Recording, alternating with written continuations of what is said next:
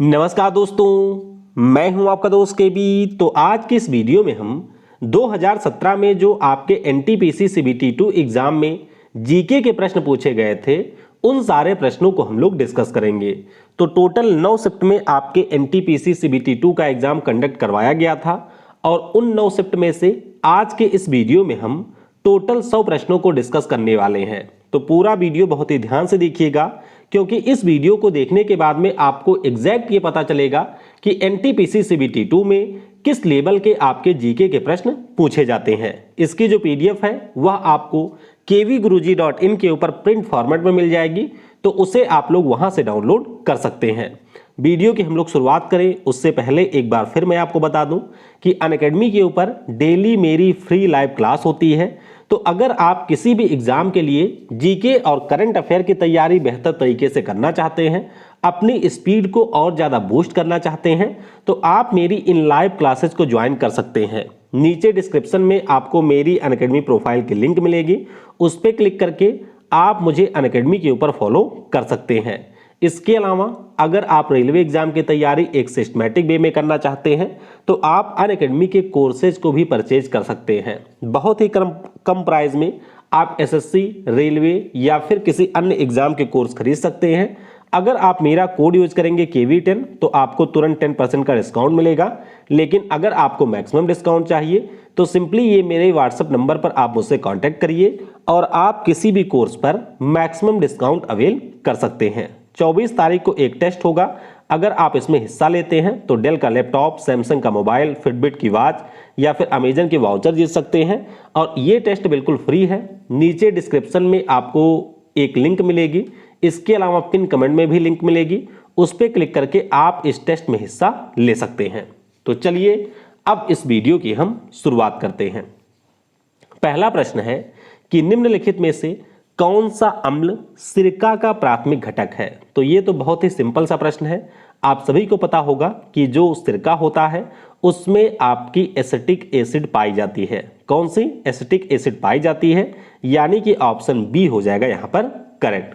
तो बस आपको ध्यान रखना है कि जो यहां पर एसिटिक एसिड होता है जिसका फार्मूला है CH3COOH, ये आपको सिरके में देखने को मिलेगी। तो ऑप्शन बी हो जाएगा करेक्ट।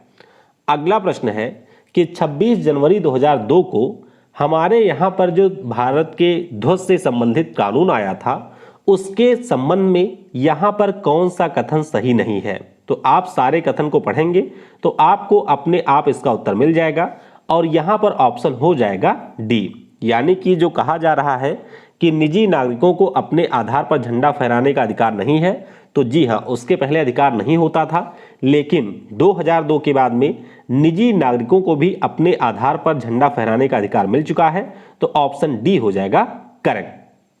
अगला प्रश्न है कि नीचे आपको 4 पुस्तकें दी गई हैं, आपको यह बताना है कि R.K. नारायण साहब ने इसमें से कौन सी किताब नहीं लिखी है। तो अगर हम लोग पुस्तक की बात करें जिसका नाम है 2 लीव्स एंड ए वर्ड, तो ये जो हमारी पुस्तक है इसको मुल्क राज आनंद साहब ने लिखा है। बाकी the bachelor of art, the English teacher, waiting for the Mahatma, ये सारी पुस्तकें R.K. नारायण साहब ने लिखी हैं। तो ऑप्शन यहां पर सी हो जाएगा करेक्ट।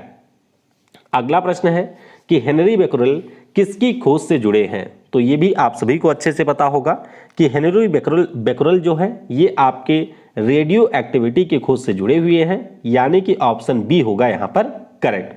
तो 1930 में मैडम क्यूरी के साथ में इनको भौतिकी में नोबेल पुरस्कार भी मिला था और ये फ्रांस देश के वैज्ञानिक थे।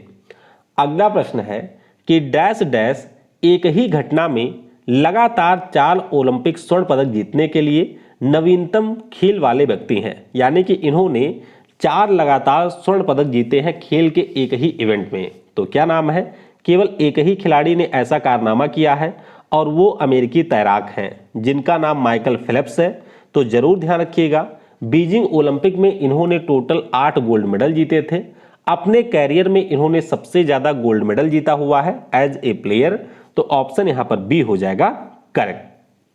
अगला प्रश्न है कि कुछ सबसे बड़े वैज्ञानिक 1940 के दशक में इकट्ठा हुए थे और उन्होंने यूरेनियम को परिष्कृत करके परमाणु बम का निर्माण किया था। तो आपको बताना है इस परियोजना का नाम क्या था जिसके अंतर्गत ये बम बनाए गए थे। तो ध्यान रखिएगा, परियोजना का नाम है मैनहट्टन प्रोजेक्ट। क्या नाम है? मैनहट्टन प्रोजेक्ट इसका नाम है, यानी कि ऑप्शन ए हो जाएगा करेक्ट। तो इसमें अमेरिका था, उसके साथ यूके था और इसमें कनाडा शामिल था, जिनके मदद से मैनहट्टन प्रोजेक्ट में आपके दुनिया के पहले न्यूक्लियर बॉम्ब को बनाया गया था। तो ऑप्शन ए हो जाएगा करेक्ट। अगला प्रश्न आपके सामने है कि निम्नलिखित में से कौन सा एक नेविगेशन उपग्रह है, यानी कि जो नौ संचलन में मदद करता है, और इसका नाम है IRNSS, यानी कि Indian regional navigation satellite system इसका नाम है। 2013 में हमने पहली बार इसको लॉन्च किया था। टोटल हमने 9 सैटेलाइट को लॉन्च किया है, जिसमें से 7 अभी काम कर रहे हैं। तो ध्यान रखेंगे, ऑप्शन सी हो जाएगा करेक्ट। अगला प्रश्न है कि ओलंपिक खेलों में 2020 के बाद पहली बार निम्नलिखित में से किस खेल को शामिल किया गया। तो ये प्रश्न उस समय पूछा गया था। ध्यान रखिएगा, जो 2020 का हमारा ओलंपिक हुआ है उसमें टोटल 5 गेम शामिल किए गए थे, जिसमें से आपका कराटे भी एक है। तो ऑप्शन डी हो जाएगा करेक्ट। अब ये नए खेल कौन कौन से हैं? तो एक आपका सर्फिंग है, स्पोर्ट क्लाइंबिंग हो गया, स्केटबोर्डिंग है, बेसबॉल है और है कराटे। और आपको ध्यान रखना है कि पेरिस में जो 2024 में हमारा ओलंपिक होगा उसमें ब्रेक डांसिंग नाम के एक गेम को शामिल किया गया है। तो ये प्रश्न ऑलरेडी आ चुका है परीक्षा में, ऑप्शन डी होगा यहां पर करेक्ट। अगला प्रश्न है कि निम्नलिखित में से कौन सा भारत का राष्ट्रीय जलीय जानवर है। तो अगर हम लोग राष्ट्रीय जलीय जानवर की बात करते हैं तो इसका नाम है गंगा नदी डॉल्फिन, यानी कि जो गंगा नदी में हमारी डॉल्फिन मिलती है वह भारत का राष्ट्रीय जलीय जानवर है। ऑप्शन यहां पर सी हो जाएगा करेक्ट। तो 18 मई 2010 को हमारे देश में ministry of environment and forest के द्वारा गंगा रिवर की जो डॉल्फिन है इसको राष्ट्रीय जलीय धरोहर घोषित किया गया था। तो ऑप्शन सी हो जाएगा करेक्ट।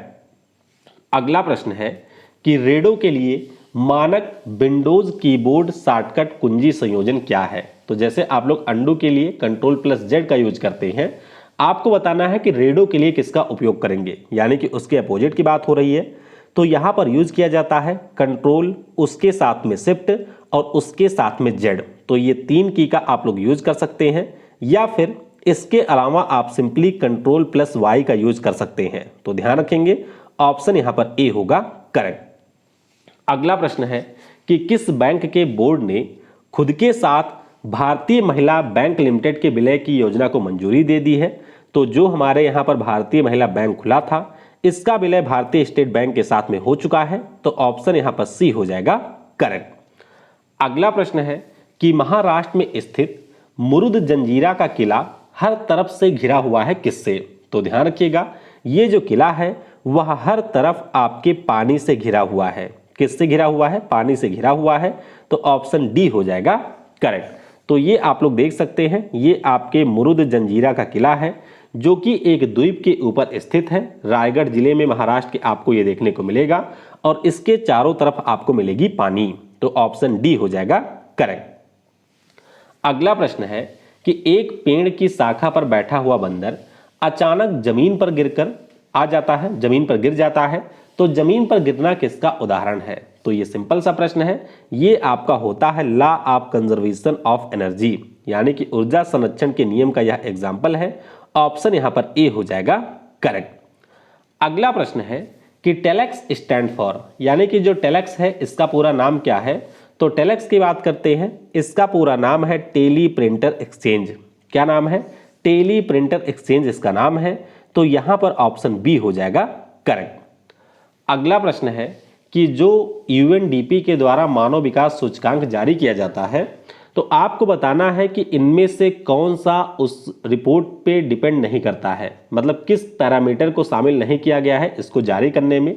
तो यहां पर आपका जो कॉर्पोरेट प्रशासन होता है इसको यूएनडीपी में कंसीडर नहीं किया जाता है। मुख्य रूप से किसी देश में आपकी शिक्षा कैसी है, वहां का स्वास्थ्य कैसा है, लोगों का जीवन स्तर कैसा है, इन्हीं सभी को मेजर किया जाता है। लास्ट टाइम जब ये रिपोर्ट 2020 में आई थी तो हमारा स्थान था 131वां। तो ध्यान रखेंगे, ऑप्शन बी हो जाएगा करेक्ट। अगला प्रश्न है कि नागालैंड में दिसंबर के पहले सप्ताह में निम्न में से कौन सा त्योहार हर साल मनाया जाता है। तो ये जो त्योहार है इसका नाम है हॉर्नबिल उत्सव। क्या नाम है? हॉर्नबिल फेस्टिवल इसका नाम है। तो ऑप्शन बी हो जाएगा यहां पर करेक्ट। अगला प्रश्न है कि हर साल विश्व शेर दिवस किस तारीख को मनाया जाता है? तो विश्व शेर दिवस की अगर हम बात करें, ये हर साल होता है 10 अगस्त को। कब मनाया जाता है? 10 अगस्त को ये त्यौहार मनाया जाता है। तो ये दिवस मनाया जाता है। तो ऑप्शन बी होगा करेक्ट। अच्छा, अगस्त की बात हुई है तो आपको ध्यान रखना है कि 10 अगस्त को हम विश्व शेर दिवस मनाते हैं और 12 अगस्त को हम लोग विश्व हाथी दिवस मनाते हैं। तो बी ऑप्शन करेक्ट होगा। अगला प्रश्न है कि डैश डैश भूमि भारत का एकमात्र सक्रिय ज्वालामुखी है। तो ध्यान रखेंगे, भारत में आपको 2 ही ज्वालामुखी मिलेंगे। एक तो हमारा सुषुप्त है जिसका नाम नारकुंडम है या मृत भी आप कह सकते हैं, और दूसरे का नाम है बैरन। तो ये आपके अंडमान और निकोबार द्वीप समूह का एक द्वीप है, नाम इसका बैरन है, और ये हमारे यहाँ का एक एक्टिव ज्वालामुखी है। तो ऑप्शन ए हो जाएगा करेक्ट। अगला प्रश्न है कि निम्नलिखित में से सामान्य रूप से कौन गणना नहीं कर सकता है? तो आपको पता होना चाहिए, कैलकुलेटर से हम गणना कर सकते हैं, कंप्यूटर से कर सकते हैं, मोबाइल फोन से कर सकते हैं, लेकिन प्रिंटर से आप कोई कैलकुलेशन नहीं कर सकते हैं। तो यहां पर ऑप्शन सी हो जाएगा करेक्ट। अगला प्रश्न है कि डॉक्टर ध्रुव ज्योति डैश डैश से संबंधित है। तो डॉक्टर ध्रुव ज्योति की अगर हम लोग बात करते हैं तो ये आपके एक इकोलॉजिस्ट हैं। कौन है? इकोलॉजिस्ट हैं, यानी कि ये पारिस्थितिकी से जुड़े हुए हैं। ऑप्शन यहां पर सी हो जाएगा करेक्ट। आपने जरूर पढ़ा होगा ईस्ट कोलकाता वेटलैंड के बारे में। तो ये जो ईस्ट कोलकाता वेटलैंड है, इसका नामकरण जो है और किस प्रकार से ये एक ऑर्गेनिक सीवेज मैनेजमेंट सिस्टम है, इसके ऊपर काफी ज्यादा काम किया है ध्रुव ज्योति घोष ने। तो ध्यान रखेंगे, ऑप्शन सी हो जाएगा करेक्ट। अगला प्रश्न है प्लाज्मा जो रक्त के घटक में से एक है, एक डैश डैश है। तो प्लाज्मा के बारे में आपको पता होगा कि यह एक तरल ऊतक है। क्या है? यह एक तरल ऊतक है। तो ऑप्शन डी हो जाएगा यहां पर करेक्ट। अगला प्रश्न है कि आईबीएम संगत में निम्नलिखित में से कौन सी एक संशोधित कुंजी नहीं है? तो जब भी हम लोग आईबीएम कंपैटिबल कंप्यूटर की बात करते हैं तो यहां पर जो आपकी टैब की होती है, यह किसी भी प्रकार से मॉडिफायर की के रूप में काम नहीं करती है। मॉडिफायर की में आपके कंट्रोल का यूज होता है, शिफ्ट का यूज होता है, विंडोज का यूज होता है, लेकिन टैब का यूज नहीं किया जाता है। तो ऑप्शन सी हो जाएगा करेक्ट। अगला प्रश्न है कि विषम चुनिए। तो ये वैसे रीजनिंग का प्रश्न है, लेकिन मैंने आपकी जानकारी के लिए शामिल कर दिया है, क्योंकि जीके अगर आपको पता होगा तो ही कर पाएंगे। देखिए यहाँ पर 4 खेल दिए गए हैं, फुटबॉल है, चेस है, बेसबॉल है और आपका हॉकी है। आपको इसमें से विषम चुनना है। तो सिंपल सा आपका विषम हो जाएगा चेस, क्योंकि बाकी जो हमारे गेम हैं वो जनरली आउटडोर में खेले जाते हैं, लेकिन चेस आपका एक इंडोर गेम है, बैठकर खेले जाने वाला खेल है। तो बी ऑप्शन होगा करेक्ट। अगला प्रश्न है जो धात्विक खनिजों की श्रेणी से संबंधित नहीं है, उसका नाम आपको बताना है। तो देखिए बॉक्साइट हो गया, टिन हो गया, निकल हो गया, ये सारे हमारे मेटालिक मिनरल्स हैं, लेकिन अगर हम कोयले की बात करें तो ये हमारा कोई धात्विक खनिज नहीं होता है। ऑप्शन ए हो जाएगा करेक्ट। अगला प्रश्न भी बहुत ही अच्छा है कि विश्व धरोहर स्थल और माचू पिचू का जो ऐतिहासिक अभ्यारण्य है, ये आपके कौन से देश में स्थित है? तो माचू पिचू अभ्यारण्य के बारे में आपने जरूर पढ़ा होगा। ये आपको मिलेगा पेरू में। कहां पर है? ये पेरू देश में है। तो ऑप्शन डी हो जाएगा यहां पर करेक्ट। अगला प्रश्न करंट अफेयर का था, जो कि उस समय पूछा गया था, बस मैंने इसको अपडेट कर दिया है। आपको बताना है कि पुस्तक सुगी वैन के लिए जो मैन बुकर पुरस्कार 2020 है, ये किसने जीता है? तो ये जो पुरस्कार है इसको जीता हुआ है डगलस स्टुअर्ट ने। क्या नाम है? डगलस स्टुअर्ट ने ये पुरस्कार जीता हुआ है। आपको ध्यान रखना है कि 2021 में जो आपका मैन बुकर पुरस्कार दिया गया है, ये पुरस्कार मिला है डेमोन गलगोट को। क्या नाम है? डेमोन गलगोट इनका नाम है और इनकी पुस्तक का नाम है द प्रॉमिस। तो जरूर ध्यान रखिएगा, इसके पूछे जाने की संभावना बहुत ज्यादा है। तो फिलहाल ऑप्शन बी होगा करेक्ट। अगला प्रश्न है कि भारत की मुख्य पर्वत श्रृंखलाओं में इनमें से कौन सी पर्वत श्रृंखला शामिल नहीं है? तो आप नाम से ही समझ सकते हैं, हिंदू कुश जो है वो आपको भारत में देखने को नहीं मिलेगा। बाकी विंध्यन, अरावली, सतपुड़ा ये सारे हमारे भारत देश में ही स्थित हैं। तो इस प्रश्न का ऑप्शन ए हो जाएगा करेक्ट। तो हिंदुकुश माउंटेन की बात करते हैं तो ये अफगानिस्तान, पाकिस्तान और ताजिकिस्तान जैसे देशों में फैला हुआ है। और नीचे आप लोग मुझे कमेंट में ये बताइएगा कि हिंदुकुश माउंटेन जो है इसकी सर्वोच्च चोटी कौन सी है, तो यहां पर ऑप्शन ए होगा करेक्ट। अगला प्रश्न है कि डैश डैश का इंजन दुनिया का सबसे पुराना काम करने वाला भाप का इंजन है। तो ये जो इंजन है इसका नाम है यहां पर फेरी क्वीन। क्या नाम है? फेरी क्वीन इस इंजन का नाम है, तो ऑप्शन ए हो जाएगा करेक्ट। आपको ये भी ध्यान रखना है कि ये जो इंजन है 1998 में Guinness book of world record में इसे दर्ज किया गया था, क्योंकि ये दुनिया का सबसे पुराना स्टीम का इंजन है, तो ऑप्शन ए हो जाएगा करेक्ट। अगला प्रश्न है कि 26 जनवरी 1950 को हमारे जो पहले राष्ट्रपति थे डॉक्टर राजेंद्र प्रसाद जी, इन्होंने स्टेडियम में राष्ट्रीय ध्वज फहराया था, जिसे डैश डैश स्टेडियम कहा जाता है। तो ध्यान रखिएगा, इस स्टेडियम का नाम था इरविन स्टेडियम। क्या नाम था? इरविन स्टेडियम इसका नाम था, तो ऑप्शन यहाँ पर बी हो जाएगा करेक्ट। अगला प्रश्न है कि जो आपका गजट ऑफ इंडिया होता है इसके अधिकृत प्रकाशक और संरक्षक कौन है? तो यहाँ पर अगर हम लोग कस्टोडियन की बात करते हैं, पब्लिशर की बात करते हैं, तो ये होते हैं कंट्रोलर ऑफ पब्लिकेशन। क्या नाम है इनका? कंट्रोलर ऑफ पब्लिकेशन इनका नाम है, तो ऑप्शन ए हो जाएगा करेक्ट।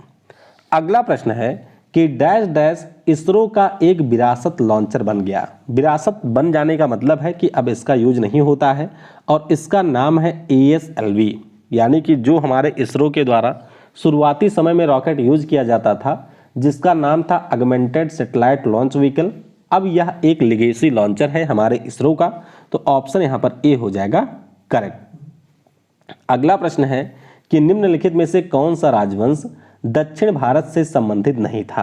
तो पांड्या की बात करें, सातवाहन की बात करें, पल्लव की बात करें, ये सारे दक्षिण भारत के थे, लेकिन जो पाल डायनेस्टी थी ये आपके उत्तर भारत की, मुख्य रूप से उत्तर प्रदेश और बिहार से थी, तो ऑप्शन बी हो जाएगा करेक्ट।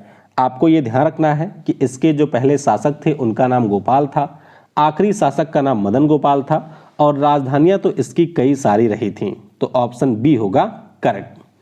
अगला प्रश्न है कि नेताजी सुभाष राष्ट्रीय खेल संस्थान डैश डैश में स्थित है। तो ये जो राष्ट्रीय खेल संस्थान है वह आपको पंजाब के पटियाला में देखने को मिल जाएगा, तो ऑप्शन बी हो जाएगा करेक्ट।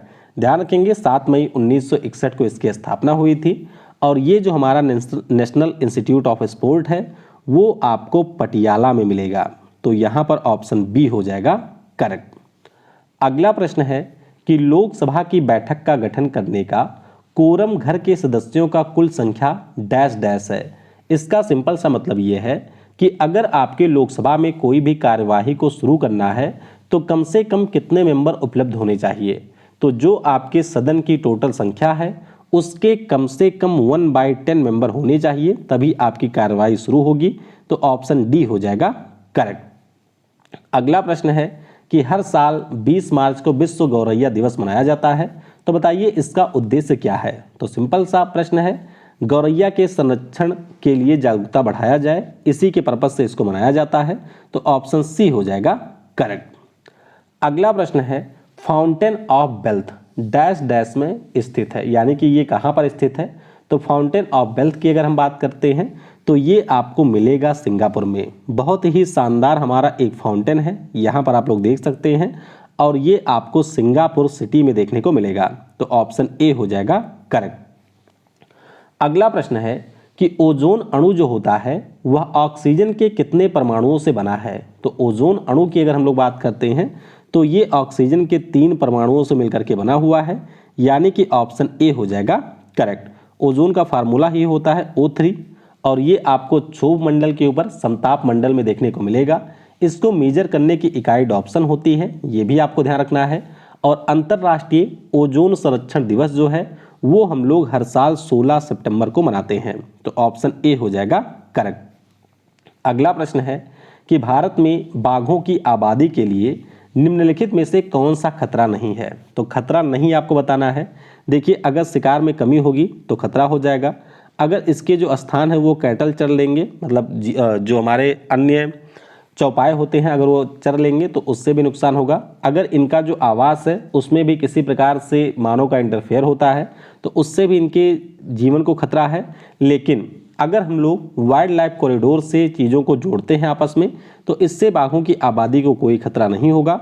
ऑप्शन बी हो जाएगा करेक्ट। अगला प्रश्न है कि इनमें से कौन सा विश्व के 8 अजूबों में शामिल नहीं है।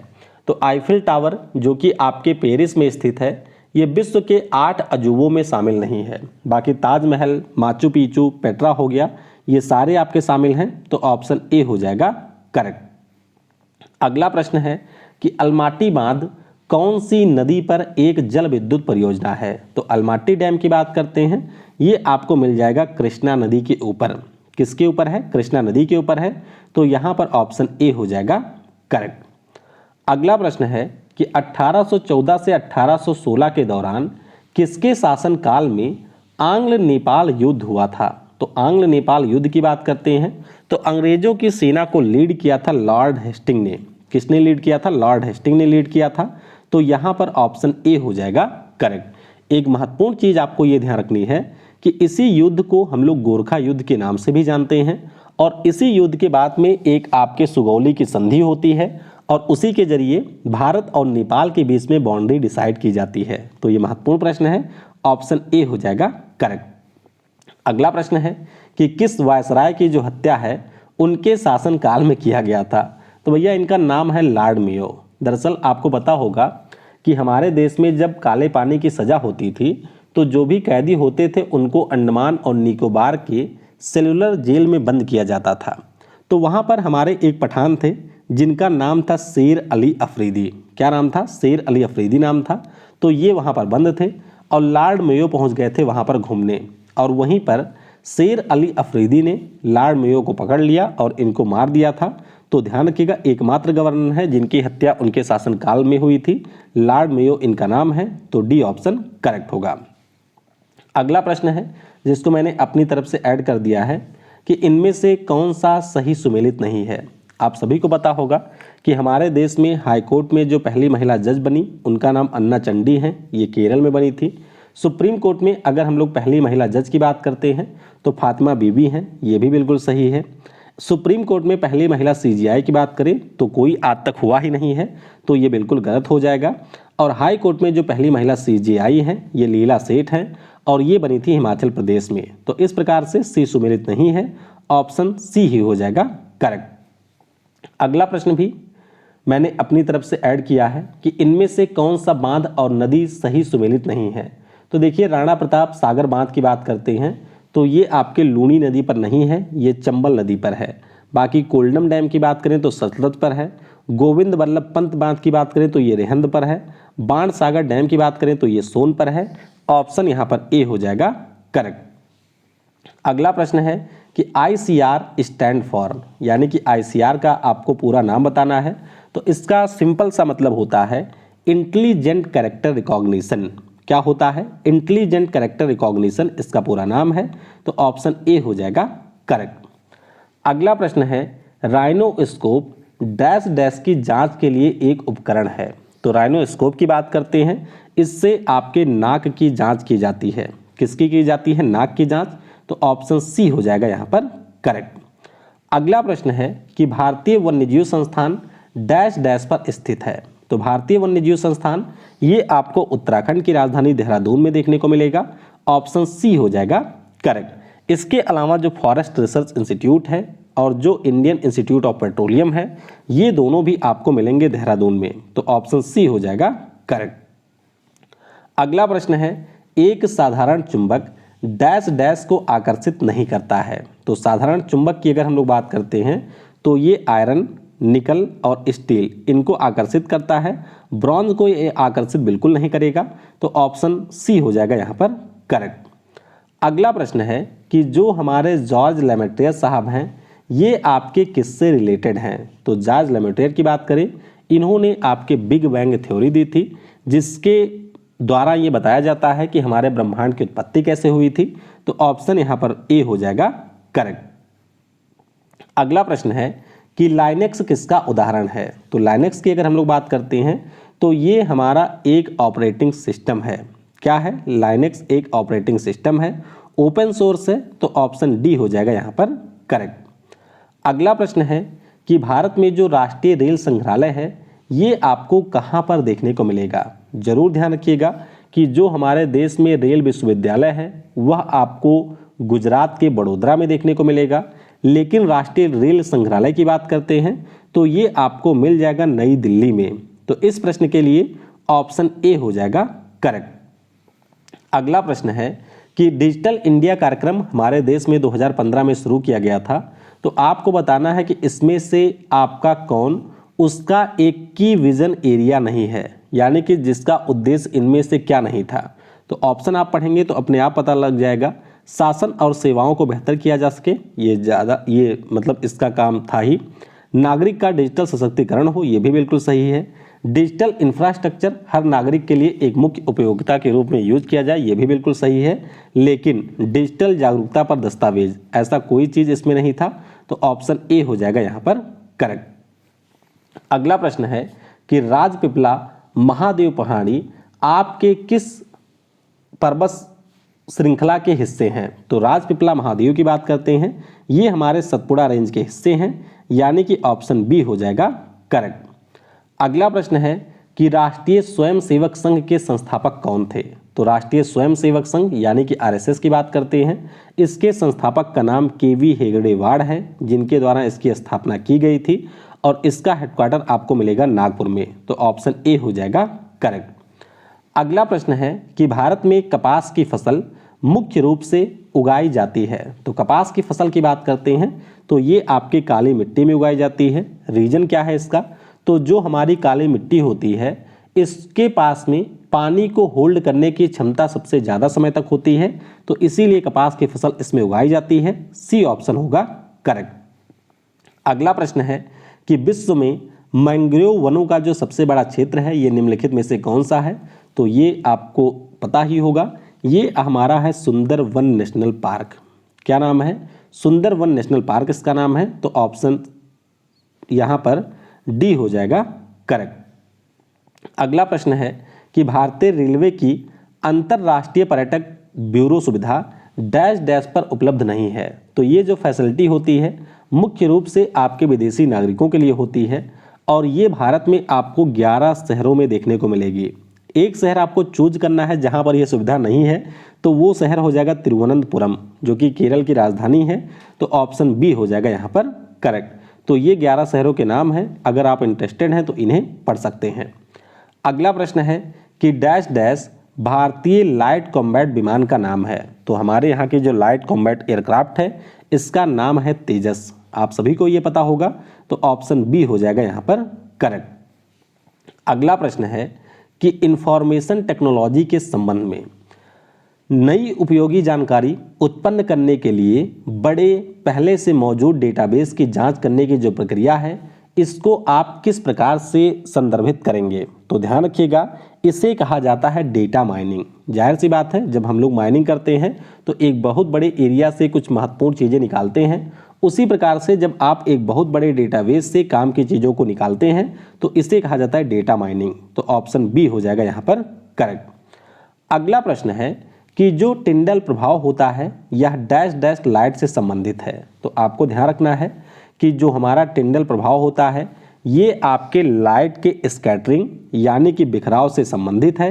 तो यहाँ पर ऑप्शन सी हो जाएगा करेक्ट। जैसा कि आप लोग देख सकते हैं कि जब हम लोग अंधेरे में किसी साफ पानी या किसी आपके सॉल्यूशन से लाइट को गुजारते हैं तो यहाँ पर आपको लाइट का पथ बहुत हल्का दिखता है, लेकिन अगर आपके पास में कोई ऐसा मिक्सचर है जिसमें आपके जो कण हैं वो पूरी तरीके से घुले हुए नहीं हैं तो उसमें आपको लाइट का पाथ ऐसे दिखता है। तो ध्यान रखेंगे, ऑप्शन सी हो जाएगा करेक्ट। अगला प्रश्न है कि निम्नलिखित में से कौन एक अंतरराष्ट्रीय गोल्फ खिलाड़ी नहीं है? तो अंतरराष्ट्रीय गोल्फ खिलाड़ी की बात हो रही है, नाम इनका है Michael Vaughan. Shiv Chaurasia, Jason Day, Anirban Lahiri की बात करें, ये सारे हमारे भारत के प्रसिद्ध गोल्फ खिलाड़ी हैं। लेकिन माइकल वेवन की बात करें तो ये ऑस्ट्रेलिया के भूतपूर्व क्रिकेटर रह चुके हैं। ऑप्शन सी हो जाएगा करेक्ट। अगला प्रश्न है कि प्रसार भारती एक ऑटोनॉमस बॉडी है जिसमें क्या शामिल है? तो प्रसार भारती की बात करें, इसमें आपको आकाशवाणी और दूरदर्शन ये दोनों देखने को मिल जाएंगे, यानी कि ऑप्शन यहाँ पर हमारा बी हो जाएगा करेक्ट। अगला प्रश्न है कि यूथ सैट क्या है? तो यूथ सैट की अगर हम लोग बात करते हैं तो सैट जब भी कहीं पर लग जाए तो समझ जाइएगा ये सैटेलाइट है। तो यूथ सैट नाम के सैटेलाइट की बात करें, रसिया के सहयोग से हमने इसको डेवलप किया था और इसरो के द्वारा 20 अप्रैल 2011 को इसे लॉन्च किया गया था। तो ऑप्शन यहाँ पर बी होगा करेक्ट। अगला प्रश्न है कि रण उत्सव नाम का एक त्यौहार है, तो ये किस राज्य में मनाया जाता है? तो रण उत्सव की बात करते हैं, ये मनाया जाता है हमारे गुजरात के गल्फ ऑफ कच्छ में। तो ऑप्शन ए हो जाएगा यहाँ पर करेक्ट। अगला प्रश्न है कि हेट्रोटॉपिक पोषण की एक विधि इनमें से क्या नहीं है? तो हेट्रोटॉपिक पोषण की अगर हम लोग बात करते हैं तो जो हमारा ऑटोमेटिक न्यूट्रिशन होता है यह आपके हेट्रोट्रॉपिक न्यूट्रिशन का पार्ट नहीं होता है। तो ऑप्शन यहाँ पर सी हो जाएगा करेक्ट। अगला प्रश्न है कि भारतीय कृषि अनुसंधान परिषद यानी कि ICAR का मुख्यालय कहाँ पर स्थित है? तो इसका जो हेडक्वार्टर है वो आपको नई दिल्ली में मिलेगा। सिंपल सा प्रश्न है, ऑप्शन ए हो जाएगा यहाँ पर करेक्ट। अगला प्रश्न है कि जो हमारे मुंह से होते हुए फूड पाइप होती है, इसमें जो आपके भोजन का या अन्य चीज़ों का परिवहन होता है उसके दौरान जो आपकी ये फूड पाइप है इसमें संकुचन और विस्तार होता है। तो बताइए इसे आप क्या कहेंगे, यानी कि इस प्रोसेस को क्या कहा जाता है या यह किस प्रकार की गति होती है? तो इसे कहा जाता है पेरिस्टाल्टिक मोशन। क्या कहा जाता है? पेरिस्टाल्टिक मूवमेंट इसे कहा जाता है। ऑप्शन ए हो जाएगा यहाँ पर करेक्ट। तो ये देख सकते हैं कि जब भी आप लोग खाना खाते हैं तो ये पूरी तरीके से फूड पाइप में धीरे धीरे दब करके जाता है, यानी कि आगे भी दबा हुआ पीछे भी दबा हुआ। इसीलिए अगर आप उल्टा होकर के भी खाना खाएंगे तो वह खाना आपके पेट में ही जाएगा। उसके पीछे का रीजन यही होता है। तो ऑप्शन ए हो जाएगा करेक्ट। अगला प्रश्न है कि निम्नलिखित में से कौन वायु प्रदूषण का कारण नहीं है? तो देखिए जब हम लोग खनन कार्य करते हैं तो जाहिर सी बात है बहुत सारे आपके धूल गर्दा उड़ते हैं, तो खनन कार्य हो जाएगा। जीवाश्म ईंधन के जलने से आपका वायु प्रदूषित होता है। कृषि गतिविधियां जब आपकी होती हैं तो उससे भी हमारा वायु प्रदूषित होता है। लेकिन जब आपकी अम्लीय वर्षा होती है तो इससे हमारी वायु जो है वह और स्वच्छ होती है। क्यों होती है?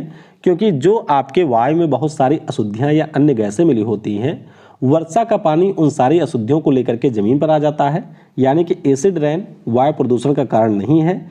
ऑप्शन ए हो जाएगा करेक्ट। अगला प्रश्न है कि भारत का जो सुप्रीम कोर्ट है वह कब अस्तित्व में आया था?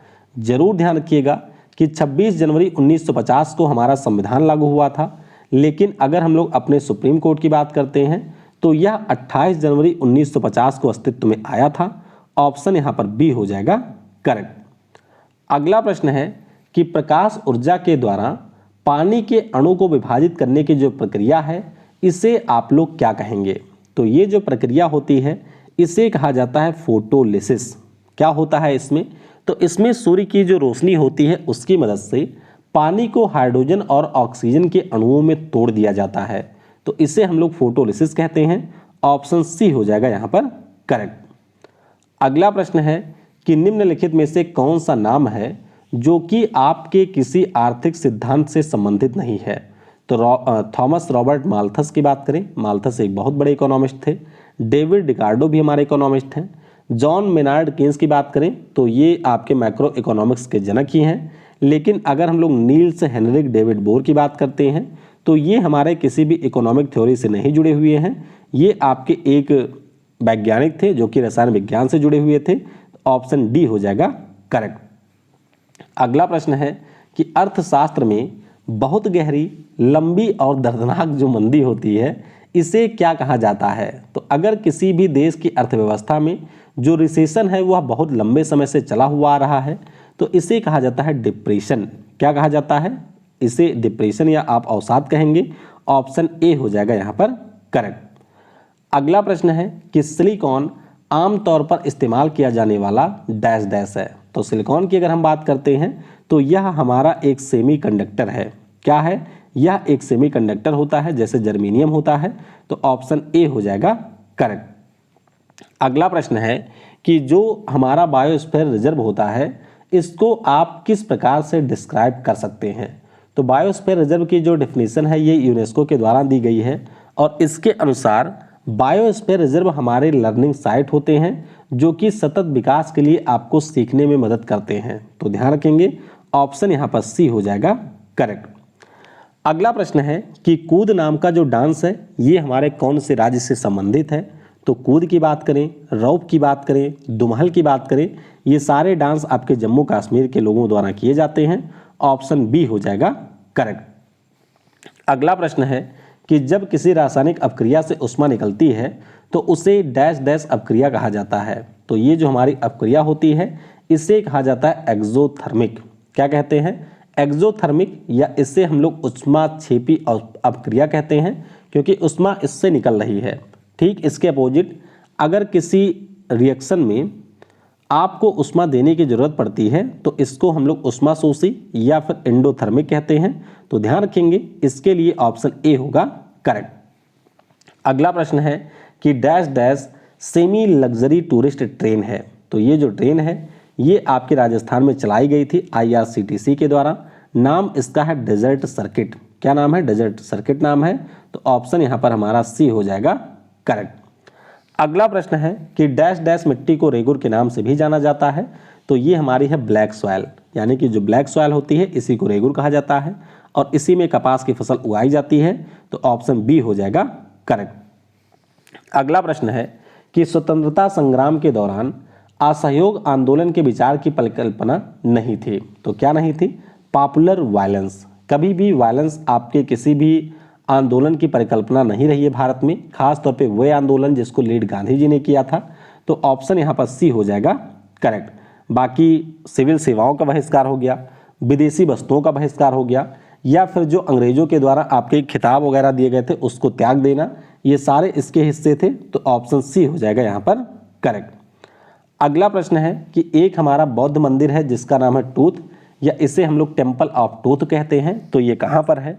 ये आपको मिलेगा श्रीलंका के कैंडी शहर में। कहाँ पर है?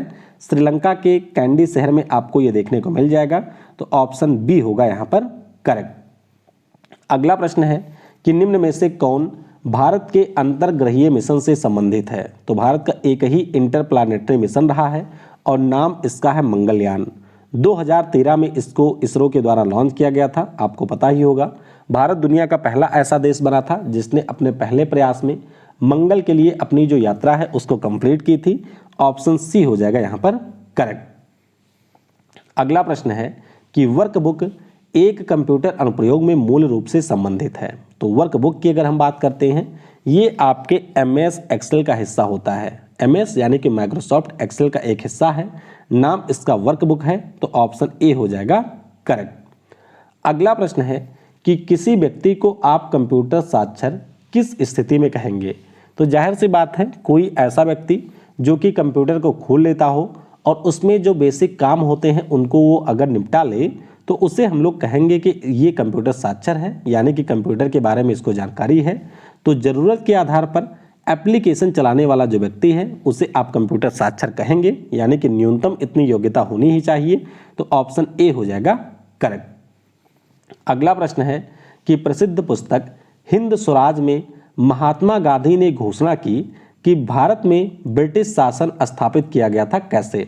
तो इन्होंने ही बताया था अपनी इस पुस्तक में कि भारतीयों के सहयोग के बिना मतलब भारतीयों के सहयोग से ही ब्रिटेन ने यहाँ पर अपना शासन स्थापित किया है। तो ध्यान रखेंगे ऑप्शन ए हो जाएगा करेक्ट। अगला प्रश्न है कि हमारे देश में सर्वोच्च लेजिस्लेटिव बॉडी कौन है, यानी कि जो नियम कानून बनाने वाली संस्था है।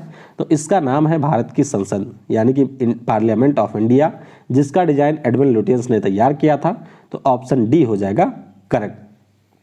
अगला प्रश्न है कि MS वर्ड में टेक्स्ट डॉक्यूमेंट को एडिट करने के लिए, टेक्स्ट को कॉपी और पेस्ट करने के लिए कौन सी की का आप लोग यूज करते हैं। तो अगर आपको कोई भी टेक्स्ट कॉपी करना है तो उसे सेलेक्ट करके आप Ctrl+C दबाएंगे, और अगर उस कॉपी किए गए टेक्स्ट को आपको पेस्ट करना है तो उसके लिए आप Ctrl+B का यूज करेंगे।